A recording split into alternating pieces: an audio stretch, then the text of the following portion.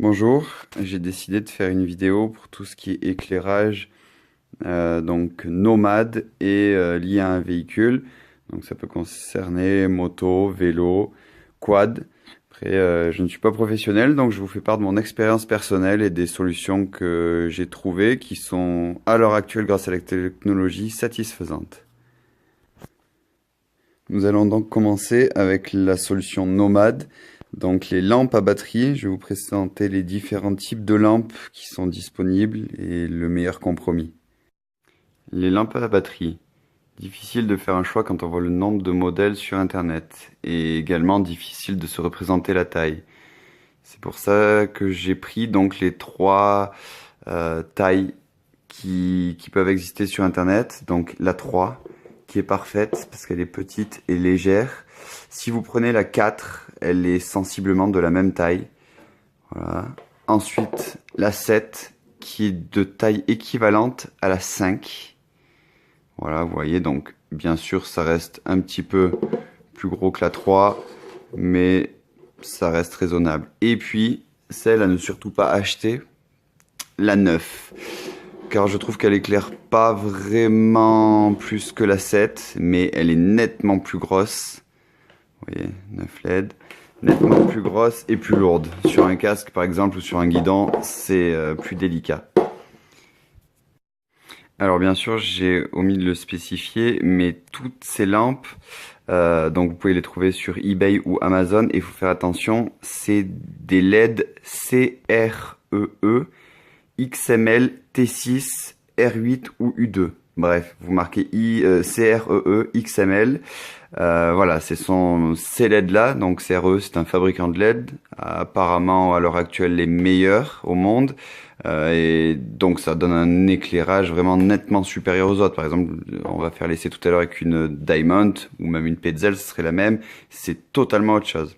Alors on revient sur les lampes. Donc elles sont accompagnées ou pas, vous pouvez acheter avec la batterie ou pas, donc respectivement les trois tailles différentes. Donc pour la 3, la lampe à 3, vous avez donc une batterie pareil de taille modérée avec son petit étui. Ça, vous la trouvez à partir de 20 euros, on va dire, sur eBay avec la batterie. La 7, alors la 7 est un peu plus chère de mémoire, elle est à 40 euros avec la batterie toujours. Donc voilà, donc ça fait une batterie un petit peu plus grande, mais bon, dans le Camelback, on la sent absolument pas. Et la 9 avec une énorme batterie, mais comparée aux autres, qui est, je crois, de mémoire à 60 euros. Mais à éviter, c'est vraiment, vous voyez, par rapport à, j'ai pas de petites mains, c'est un pavé. Voilà, donc l'idéal, c'est d'avoir bien sûr la plus grosse, la batterie de la 9 sur la 3. En termes de longévité, forcément, ça va durer bien plus longtemps. Pour info, les connecteurs, donc ce sont des connecteurs standards. Si vous voulez par exemple, soit racheter si le connecteur est cassé, ou alors tout simplement mettre une rallonge, parce que dans le Camelback, parfois ça tire sur le casque, c'est désagréable puisque le cuivre est cher, alors ils sont radins en longueur de câble. Donc le connecteur, c'est un jack femelle, là en l'occurrence, 5,5 par 2,1 mm. Voilà, donc vous tapez ça sur eBay ou autre, 5,5 fois 2,1. Et donc par exemple, on a également voilà, les rallonges comme ça, donc en mâle et en femelle.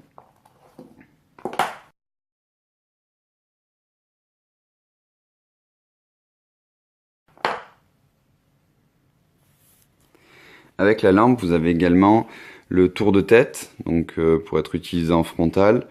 Bon, bien sûr, la 5 et la 7 et la 9 à oublier parce que c'est vraiment trop lourd. La 3 à la rigueur pour courir, bon, pourquoi pas. Alors voilà, vous avez ce petit tour de tête, mais je reviens là-dessus, pas pour courir du tout, le mettre sur la tête, pour s'en servir en tant que support de casque. Donc vous voyez, moi j'ai simplement donc pris le support arrondi comme ça, j'ai enlevé les lanières, deux petits trous ici, donc dans la visière, voilà, et on a notre support de casque comme ça peut faire un casque dont la lampe est amovible. Et voilà une fois la lampe installée sur le casque, et du coup on peut l'orienter, bien évidemment. Alors, vous allez me dire, oui, mais si on a un phare sur la moto qui éclaire vraiment énormément, non, ça n'exempte pas de mettre un casque sur, une lampe sur le casque, parce que c'est directionnel. Quand on arrive dans les montées ou les descentes, vraiment, voilà, c'est un confort d'utilisation indéniable. Autre précision, ces lampes, donc celle-ci, la 3 LED à 17 euros, entre 17 et 20 euros selon les frais de port et les sites, peuvent être bien sûr mis en casque, mais également au guidon. Elles sont faites donc avec une attache ronde et vous pouvez les fixer au guidon, donc en dessous. Donc ces solutions peuvent être très bien adaptées à des vélos. Autre chose, donc je vous avais dit que ces lampes sont sur batterie. Néanmoins, si vous prenez le connecteur donc 5.5 2,1 femelle, vous pouvez les brancher sur la batterie de la moto. Mais attention, car ces lampes sont alimentées en 8 volts 4 et les batteries de moto, avec la moto démarrée, approchent les 14 volts. Donc j'ai pu tester, ça marche, mais je n'ai pas encore fait de sortie pendant 4 heures, voir si les composants électroniques de la lampe supportaient le choc. Bon, vous me direz vos retours. Vous parlez tout à l'heure de la différence des frontales avec des LED entre guillemets classiques, donc comme il y a sur les Petzl ou sur les Diamond qui font 200 lumens, donc ils sont parfaits pour aller pisser, excusez-moi le mot, mais voilà, pas plus. Donc voilà, là on a une Diamond que j'avais acheté avant de connaître donc les LED XMLT6, voilà, qui fait 200 lumens. Alors cette lampe coûte 80 euros. Maintenant on va comparer donc avec la x3. Donc la plus petite que je vous ai dit tout à l'heure, qui vaut 17 euros. Voilà. Alors bien sûr que, bon, c'est vrai que j'aurais dû faire une démonstration dehors, mais on voit vraiment une différence nette. Voilà, donc ça c'est la 3, qui vraiment est pratique, elle éclaire très très bien. La 5, voilà, qui est parfaite. Celle-ci, la 7, pardon, celle-ci c'est le meilleur compromis, car je trouve elle a un encombrement réduit et elle éclaire vraiment, vraiment, vraiment fort. Et la 9 à ne pas acheter, car elle est trop lourde, mais c'est vrai qu'elle éclaire. Elle a un faisceau très très large en fait. Plus on monte en nombre de LED et plus le faisceau est large.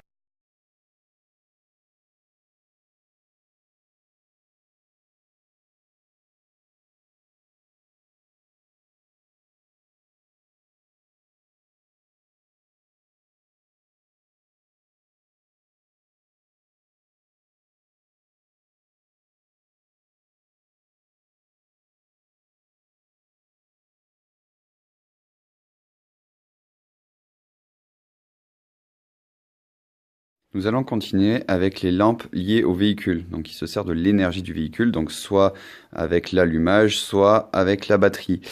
Avant de vous montrer les différents types de lampes, il faut que vous vous renseigniez si le faisceau de votre moto, donc le faisceau du phare avant, envoie du courant alternatif ou continu. Alors moi, je vais pouvoir vous renseigner sur KTM. Après, sur les autres marques, je vous avoue que je ne sais pas.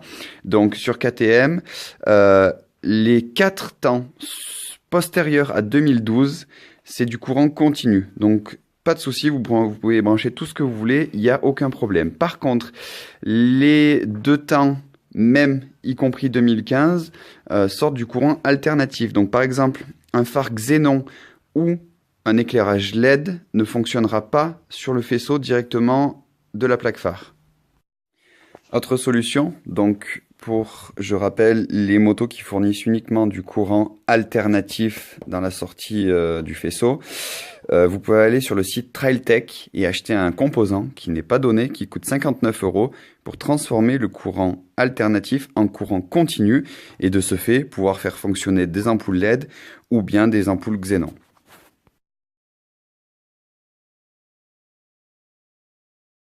Alors, premier type de technologie qui peut être utilisé, le xénon. Alors, c'est magnifique, ça marche vraiment bien, ça a un éclairage blanc, parfait.